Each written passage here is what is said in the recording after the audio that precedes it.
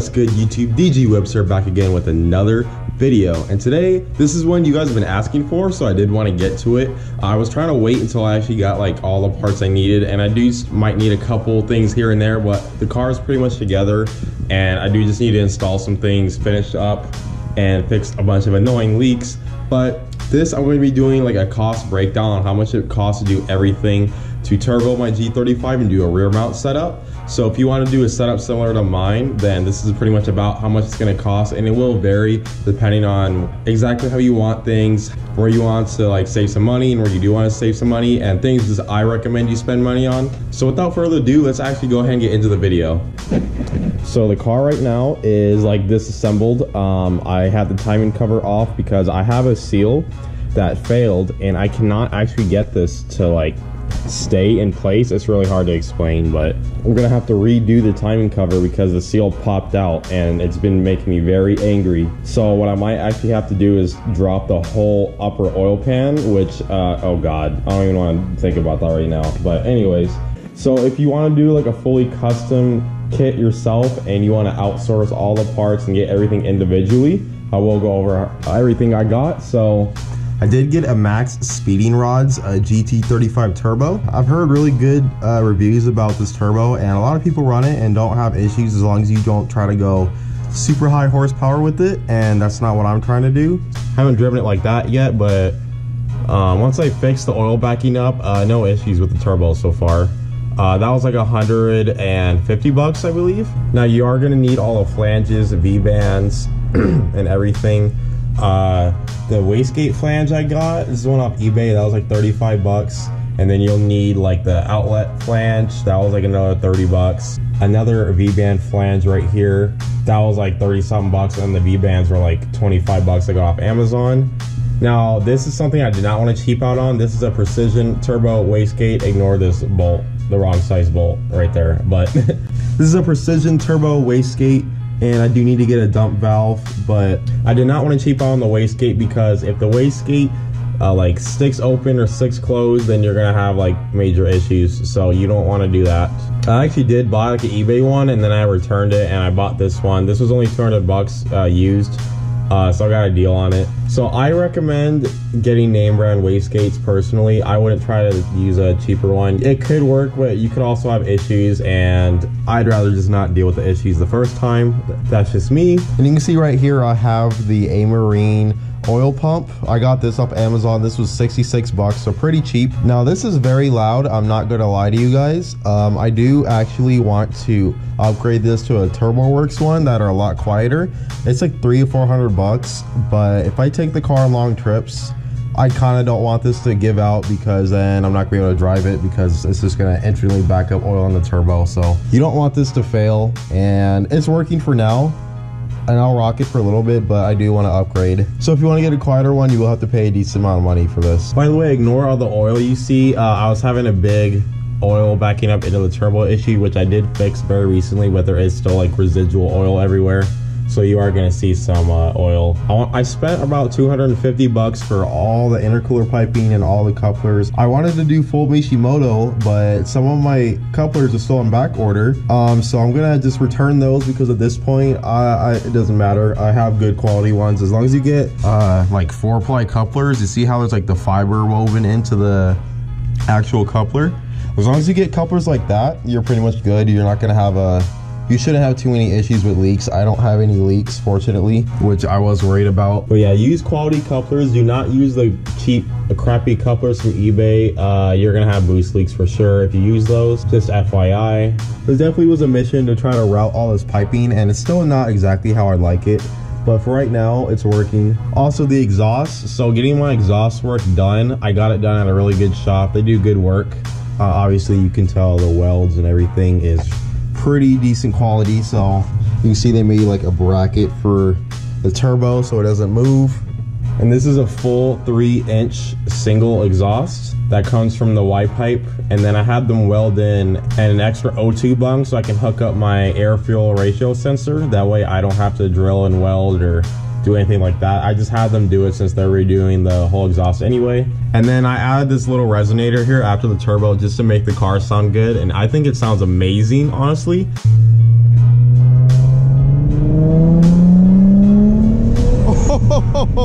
I will take this off just to see how it sounds without it, because I have like a spare dump tube with the V-band I can hook up, but I think the car sounds amazing as is. Moving along to the inside of the car, I do have my glow shift gauges right here. I have a glow shift boost gauge and a glow shift air fuel ratio, and I didn't really want to spend an extra like $80 for another gauge, so I did just get a cheaper one with the oil pressure.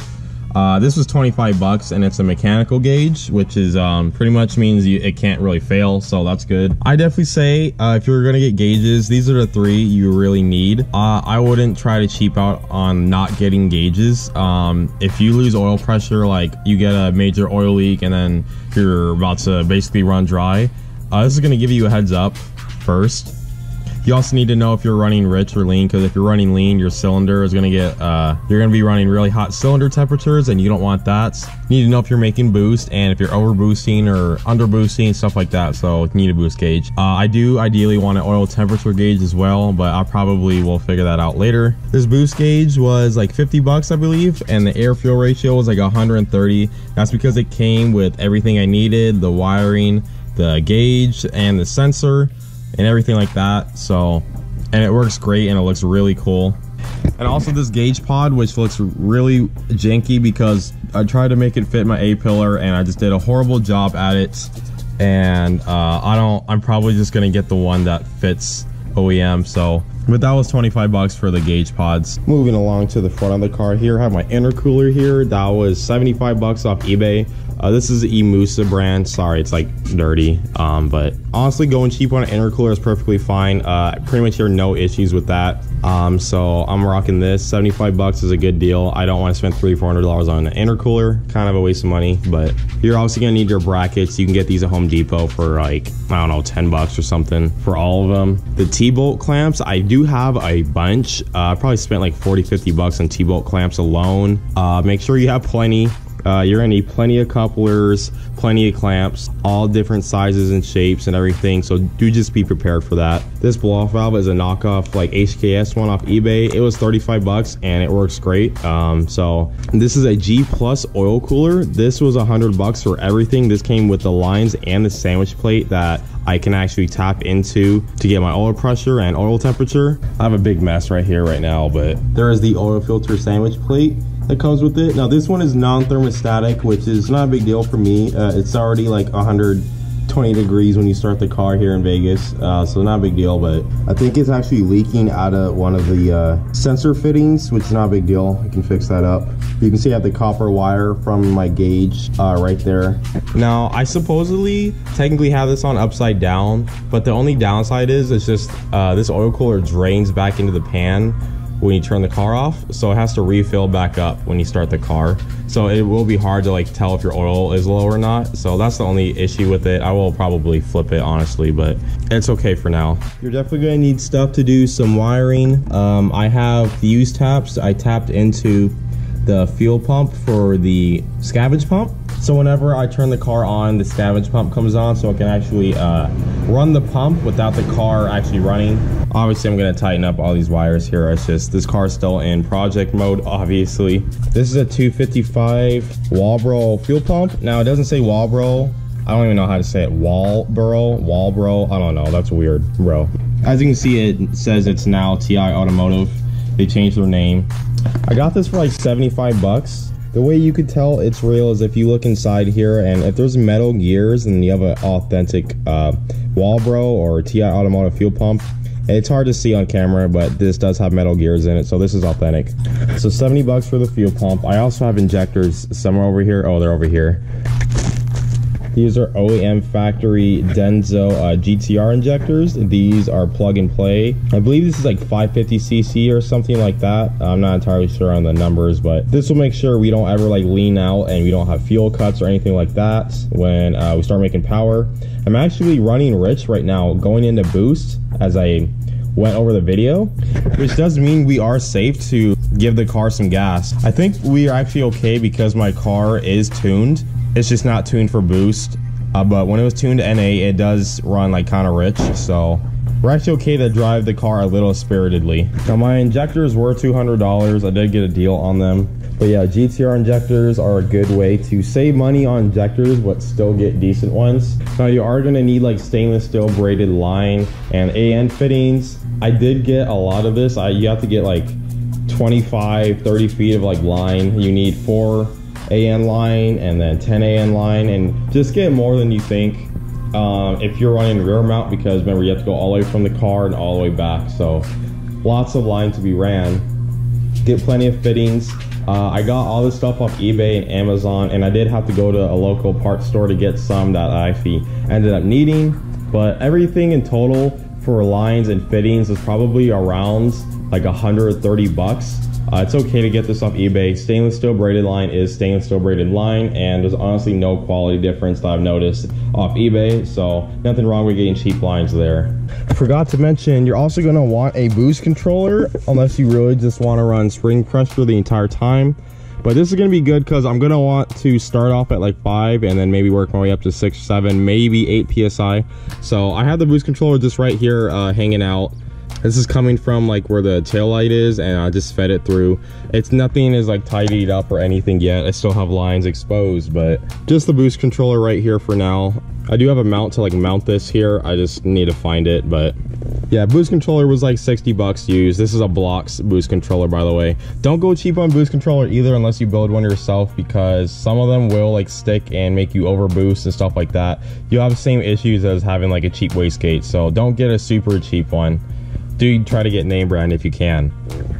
If you don't already have one, you're gonna need a catch can. You're gonna want to vent your valve covers to atmosphere. This way you don't like build too much crankcase pressure, and this will cause leaks. This will cause oil backing up in the turbo. So get a catch can with a vent on it. Make sure you vent your valve covers to atmosphere. This is a Z1 oil spacer. This was like 120 bucks off Z1. This is really cool because I don't need to drill into the oil pan. You can just use this and then use the fittings already tapped into it. So no welding, no drilling, nothing like that. Very easy. It also increases your oil capacity, which is good because right now with the oil cooler, all my lines in the spacer, I probably have like a 7 quart capacity, which means we're getting good lubrication, number one, and we're getting very good cooling. More oil is good because that actually helps keep the oil temperatures down a little bit. Having more of an oil capacity is really good. And that's pretty much it besides the tune. Again, I am previously tuned my Z1. My car is actually handling the boost good because of that, but I am gonna obviously go get dyno tuned once everything is 100% together. I anticipate this is gonna cost between 300 to 600 bucks, give or take. If you go to Saul Nismo, I believe he charges like 1,000, so just be aware of that. Yeah, I think all in all, I'm obviously gonna have to like get a calculator and do the math. All in all, this is gonna cost me around 3 grand, give or take. You are gonna need like miscellaneous things like hose clamps. I needed like plumber's tape to make sure my intercooler piping didn't move around anywhere. Miscellaneous things like that. So do just keep that in mind. They're probably gonna need like another 100, 200 bucks on miscellaneous fittings, hoses, clamps, bolts, like a whole bunch of stuff like that. Just be prepared. You are gonna have to make a few trips to the hardware store. I know I have, gasket maker, a bunch of stuff like that, so do just be prepared. Also, things are probably gonna start leaking when you start boosting if they were already about to go out. I noticed some things that were kind of leaking before are now like leaking now, and I'm having issues with leaks, so do just keep that in mind. If you have a higher mileage car like me, you might have issues with like oil leaks everywhere, so do just keep that in mind. But yeah, this really isn't like terribly expensive to do. Now kits can cost like 5, 6, 7, 8, 10 grand for like a kit you can just slap on and go, which that's cool because you literally just slap it on in like a couple days and everything will fit perfect, and you won't really need to outsource for a lot of stuff. But I saved money doing it this way, and also I can fully customize how I want everything, where I want things to go, and stuff like that, which is really cool, which is really important to me, and that's why I decided to do this. I believe there is a rear mount turbo setup, but that's like 8 grand, and that's just very expensive. So if you do everything yourself, you definitely will save tons and tons of money. I'm talking thousands of dollars. You will have to spend quite a few weekends if this is your first time doing a turbo build, but this is definitely doable. I don't even think this is the hardest thing I've done on a car personally. This is just very time consuming and involved, and tedious, but I actually don't believe this is very difficult in my opinion. If you're mechanically inclined, you can do this. Just make sure you do tons and tons of research. You need to know to prime the turbo so it doesn't blow up and stuff like that. Basic stuff like that. Just get your knowledge in, know how the turbo works, how it spools up. I spent hours and hours doing research and looking up parts and prices and just reading reviews on parts, knowing which is good, knowing what I can cheap on, knowing what I can't cheap out on and stuff. So, but yeah, I think all in all, after, let's say it cost me 3,500 bucks for everything, I think that's a pretty good deal.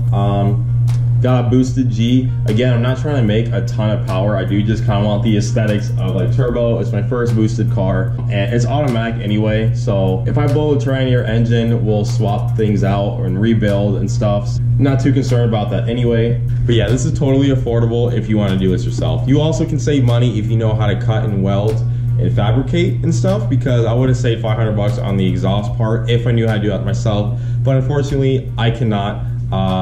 I do not know how to fabricate. I don't know how to weld. I don't have a welder. So, but yeah, if you're liking the content, don't forget to like and subscribe down below. It really helps me out. And I appreciate each and every one of you guys that regularly follows my channel. But I think that's gonna do it for today, guys. I hope you guys found the video useful. But other than that, I will see you guys next time.